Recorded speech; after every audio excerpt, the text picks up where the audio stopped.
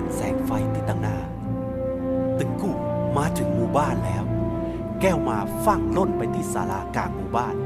ไปเคาะกระโหลกไม้กุ๊กคนในหมู่บ้านปากันมาชุมนุมณที่นั้นเมื่อกุ๊กคนมาถึงแก้วมาก็ได้เล่าเรื่องกุอย่างที่ได้พบปะมาคือกับกุ๊กคนได้ฟังสู่เจ้าเอาเรื่องจุละอ่อนมากุมีประสงค์อะไรยังเสียงของผู้มีอำนาจประจำหมู่บ้านดังขึ้นกบกู้เสียงข้าไม่ได้กุเรื่องหมู่ท่านก็หูดีเรื่องผีผาดอยดำแก้วมาพยายามอธิบายเฮ้ยนั่นเป็นเรื่องเล่าเก่าๆโบราณเป็นนิทานจุละอ่อนแต่ข้ามีข้อพิสูจน์น้ำในห้วยกำลังจะแห้งบัดเจื้อโตยมาพอกะกุคนต่อยแก้วมาไปยังลำห้วยปิ่งน้อยที่ไหลเลาะอ้อมหมู่บ้านแก้วมาจี้ไปที่ลำห้วยดูฮั่นน้ำกำลังจะแก้วมาตะลึงน้ำยังอยู่เต็มห้วยจะได้ล่ะเจ้าจะกุเรื่องอย่างขึ้นมาแหมป้อหลงอินหัวหน้าหมู่บ้านได้ทีข้า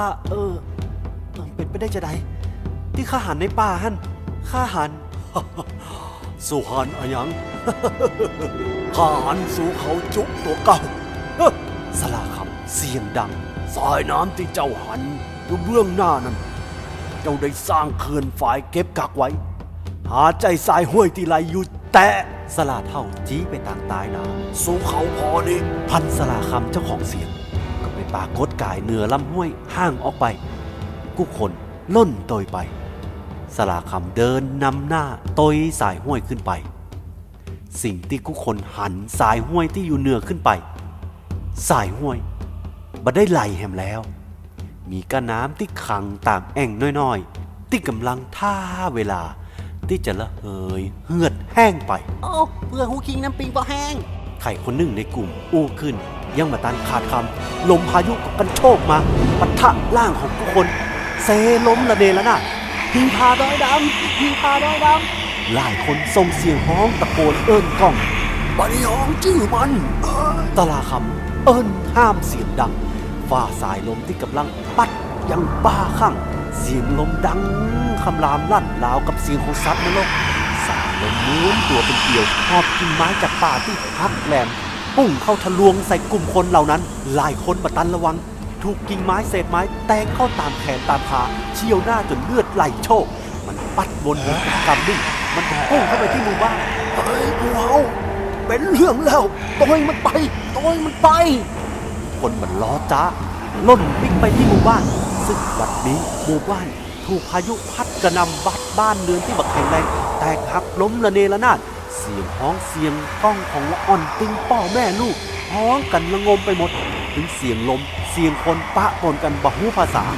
สลาคำขวาสึงที่ติดมาตอยดีดรัวกอสายซึ่งยังเกลี้ยวกราดสึงสีดำกับเรืองแสงเป่งประกายรัศมีสีรุ้งเรืองรองพันเสียงซึ้งที่ดีดสะท้อนก้องกังวานไปทั่วหมู่บ้านเป็นเสียงลึกลับที่บ่เคยมีใครได้ยินมาก่อนก้องออกมาจากทั่วแต่ละบ้านเสียงผีร้ายคำรามลั่นพันลมพายุพัดกระแทกหน้าทุกคนจนหงายล้มดังแหลมเล็กบาดแก้วหูนะที่ขอบฟ้าเริ่มมีแสงทองระเรื่อระเรืองเริ่มสางแล้วลมพวกสุดท้ายปัดผ่านไปฟ้าเริ่มสางพอหันลางๆสิ้นเสียงลมพายุปัดหายไปตั้งป่าผู้คนต่างกันลึงสักกำหนึ่งคนที่ได้สติก็เริ่มฮ้องหาลูกแม่เสียงแรกดังขึ้นแล้วตั้งหมู่บ้านก็ละงมไปด้วยเสียงฮ้องหาแล้วอ้อนหายไปไหนกันตึงหมู่บ้านป้าลูกของเรา เมียของหัวหน้าหมู่บ้านล่นมาอย่างตื่นตระหนกร่ำไห้ตาบวมจำลูกพ่อเสียงของป้าหลวงบัดดังนักแต่กับกึกก้องในใจของตัวเก่าสายตาจ้องพ่อไปที่สลาเท่าในมือยังคงกำซึ้งแสนเสียงตัวนั้นแม่เสียงหนึ่งของละอ่อนตะโกนตอบกุ๊กคนแปลกใจป้ากันพ่อไปที่เสียงนั้นละอ่อนผู้ชายมุดออกมาจากกองฟางลูกแม่โผล่เข้าหาลูกทุกคนมุงดูละอ่อนน้อยที่ลอดพ้นเงื้อมือผีร้ายแม่กอดลูกร่ำไห้อย่างดีใจใครคนหนึ่งในกลุ่มได้ยินเสียงประหลาดมันดังมาจากสิ่งที่อยู่ในอ้อมกอดของละอ่อนนั้นนั่นอย่างน่ะทุกคนพ่อกันเป็นตาเดียว ซึ่งแก้วมาบอก นี่ละสิ่งที่สู่เจ้าละเลยสลาคำเอ่ยขึ้น ยังพอมีเวลา หากเจ้าต่างหลายยังต้องการลูกคืนทุกคนหันมาฟังอย่างตั้งใจและมีความหวังขึ้นมา แต่อย่างกับพ่อเท่าสู่เจ้าจะต้องช่วยเหลือกันเองสู่เจ้าเนี่ยตามที่ข้าบอกคือสู่เจ้านำซึ้งประจำบ้านของแต่ละบ้านมารวมกันที่นี่ ซึ่งฮะ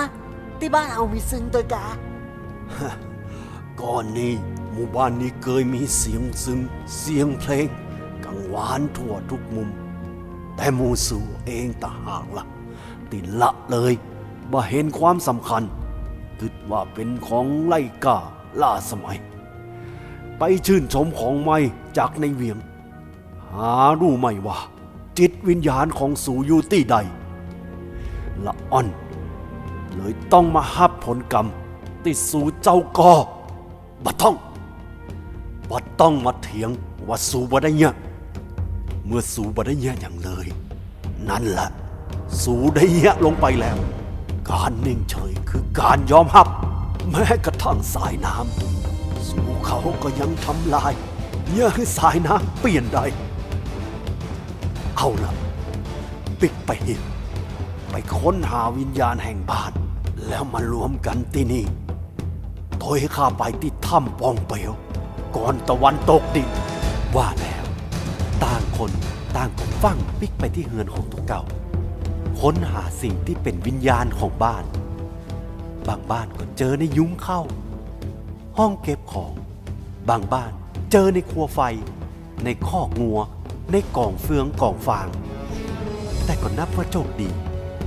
ที่กุตัวยังอยู่ในสภาพที่ดีแม้จะมีหอยขีดข่วนมีฝุ่นเกาะห้อง